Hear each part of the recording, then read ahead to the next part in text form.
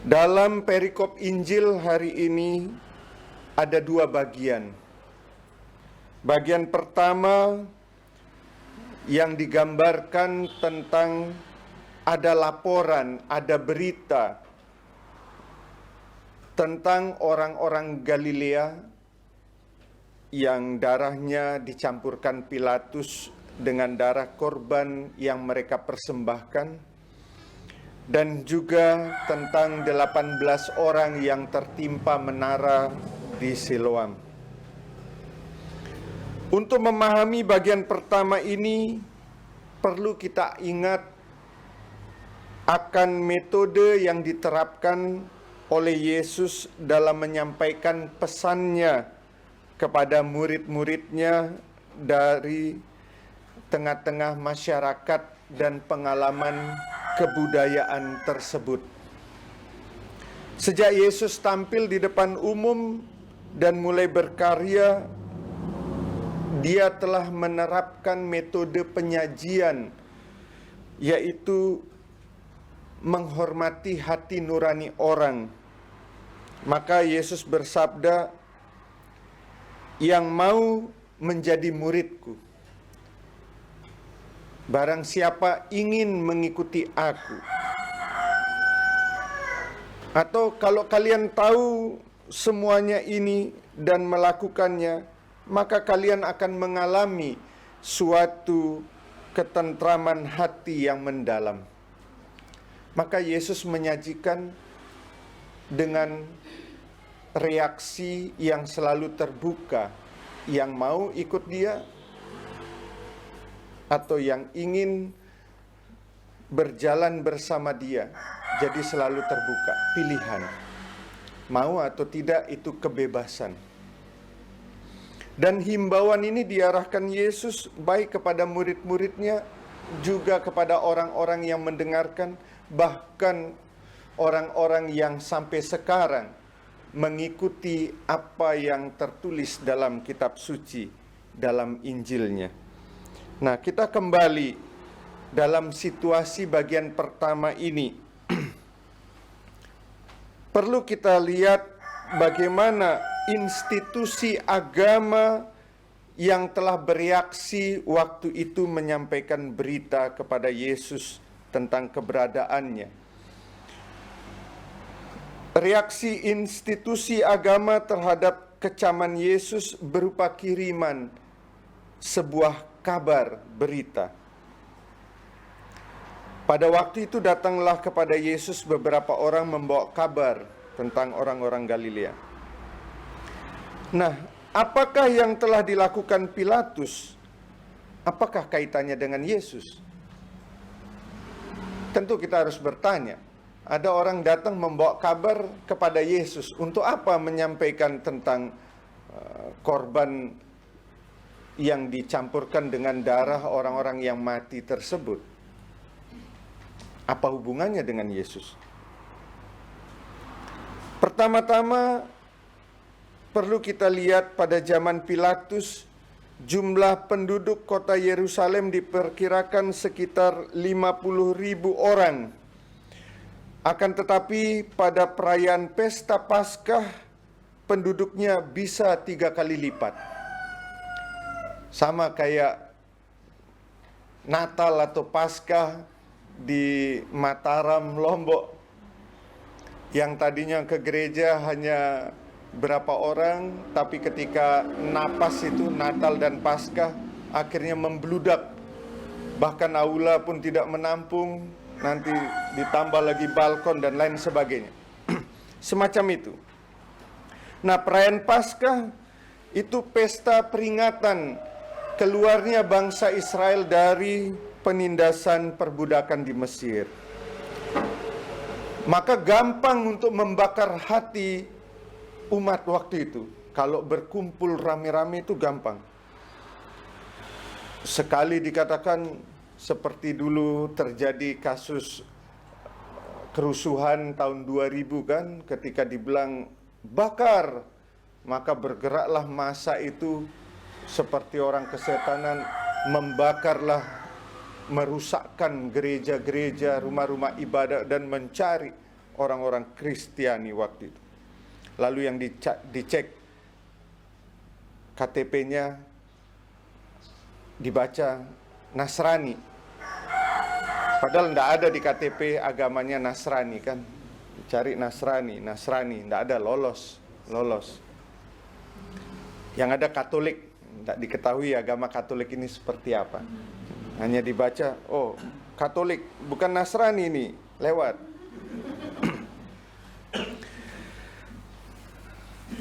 Lalu kita ikut lagi, apa kaitannya dengan Yesus dengan pengumpulan massa yang begitu banyak pada perayaan Paskah itu?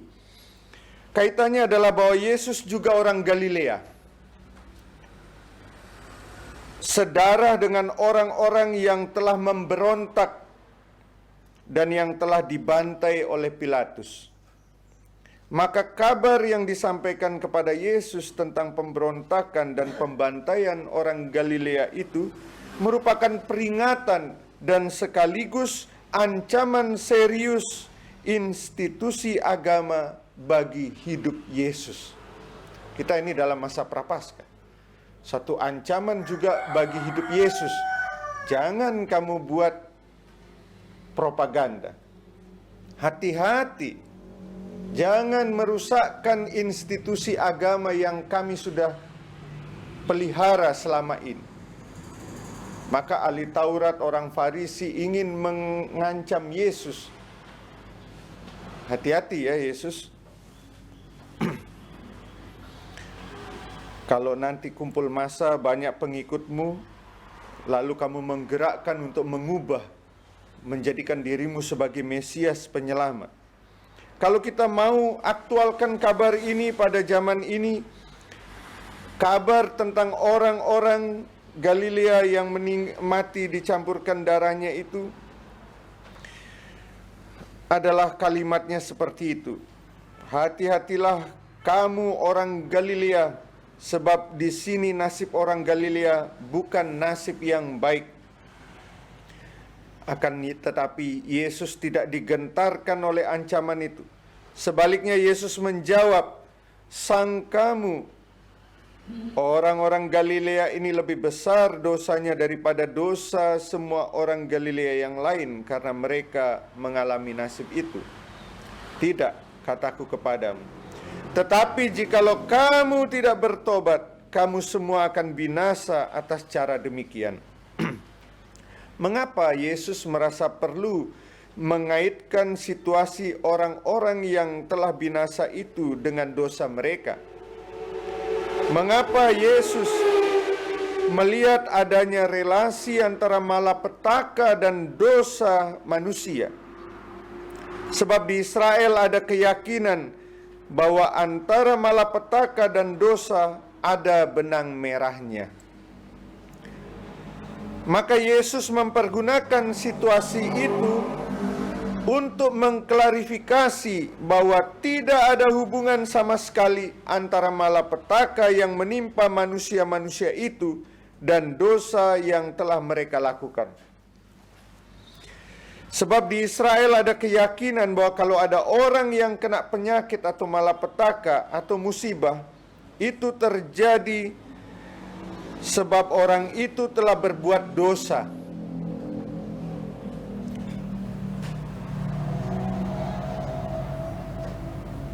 Lalu ada pertanyaan, Rabi, siapakah yang berbuat dosa? Orang ini sendiri atau orang tuanya? Ketika ada orang buta sejak lahirnya itu, ditanyailah Yesus, siapa yang berdosa? Orang buta itu sendiri yang sejak lahir buta atau karena dosa orang tuanya? Selalu mengkaitkan dengan dosa. Jawab Yesus, bukan dia dan juga bukan orang tuanya. Kita seringkali menuduh orang tentang dosa. Berbahaya, saudara-saudari. Ada yang lumpuh, ada yang cacat, kita sudah menuduh yang tidak-tidak. Allah Bapa Yesus tidak mengisi waktu di surga untuk menghukum manusia. Dengan kata lain, Yesus minta supaya kita jangan memandang kehidupan manusia di bumi ini ibarat aula pengadilan di mana Allah menjatuhkan hukuman atas manusia karena dosa tertentu.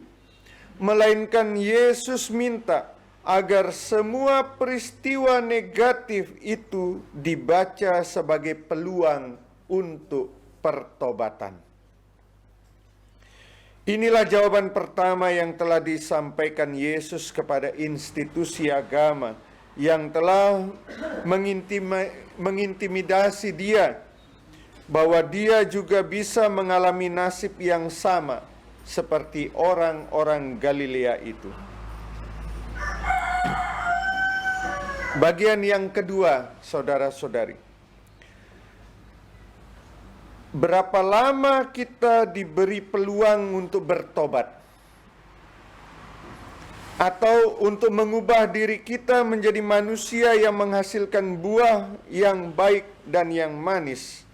Yesus menjawab pertanyaan ini melalui perumpamaan pohon ara.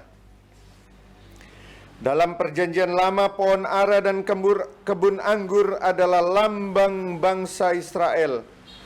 Kemudian di Israel menjadi lambang komunitas murid-murid Yesus dan akhirnya menjadi lambang setiap manusia. Pohon ara, kebun anggur. Yesus bagaikan tukang kebun, datang bukan untuk menebang dan membakar, melainkan untuk mendukung kehidupan dan kebahagiaan setiap manusia.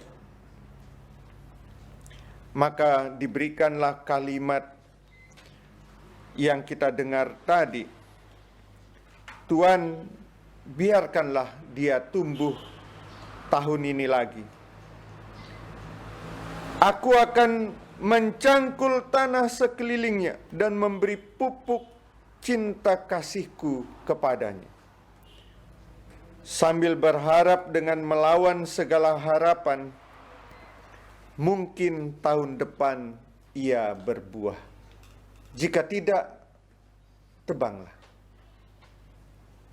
Dalam cara hidupnya dan ajarannya, Yesus adalah Immanuel yang berarti Allah beserta kita.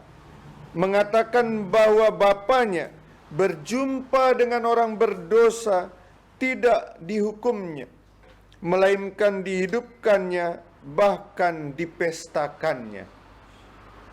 Saudara-saudari yang terkasih, masa tobat, masa prapaskah ini menantikan kita, manusia yang lemah, yang mudah jatuh dalam dosa, datang kepada Allah Bapa yang Maha Pengasih dan Penyayang, yang Maha Pengampun dan Maha Rahim. Allah yang bukan senantiasa mencari-cari waktu bagaimana manusia jatuh dan dihukumnya. Jadi Yesus melalui perumpamaan ini tidak hanya mengajak kita memandang masa hidup sebagai peluang untuk menghasilkan banyak buah, banyak kasih. Akan tetapi Yesus sendiri hidup dan mau merepotkan diri agar kita menghasilkan banyak buah kasih yang manis dan enak. Sebab dalam hal inilah Bapakku dipermuliakan, yaitu jika kamu berbuah banyak dan dengan demikian kamu adalah murid-muridku. Saudara-saudari yang terkasih, marilah kita memulihkan kembali kekuatan iman kita, menyadarkan diri kita sebagai murid Yesus dan mengikuti Dia dalam perbuatan kasih. Lewat doa, amal, dan puasa. Semoga masa prapaskah ini tetap menguatkan kita sebagai murid-murid Kristus yang sanggup dan mampu untuk menjalankan manusia sebagai manusia atas sesamanya dalam pelayanan kasih. Amin. Amin. Marilah kita